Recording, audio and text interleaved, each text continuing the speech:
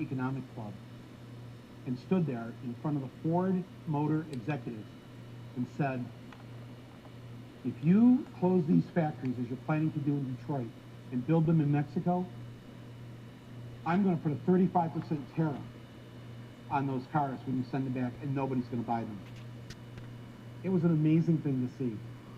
No politician, Republican or Democrat, had ever said anything like that to these executives.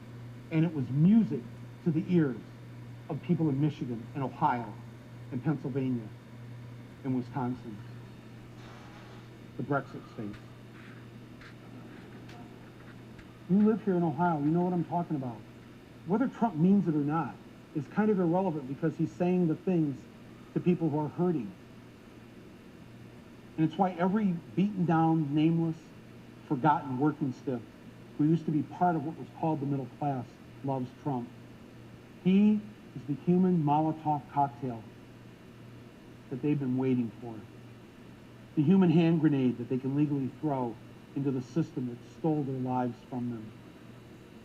And on November 8th, Election Day, although they lost their jobs, although they've been foreclosed on by the bank, next came the divorce, and now the wife and kids are gone, the car's been repoed, they haven't had a real vacation in years, they're stuck with the shitty Obamacare bronze plan where you can't even get a fucking Percocet. They've essentially lost everything they had, except one thing. The one thing that doesn't cost them a cent and is guaranteed to them by the American Constitution: the right to vote. They might be penniless, they might be homeless, they might be fucked over and fucked up. It doesn't matter, because it's equalized on that day.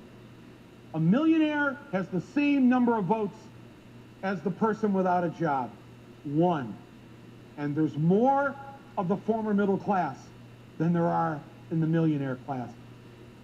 So on November 8th, the dispossessed will walk into the voting booth, be handed a ballot, close the curtain, and take that lever, or felt pen or touchscreen, and put a big fucking X in the box by the name of the man who has threatened to upend and overturn the very system that has ruined their lives.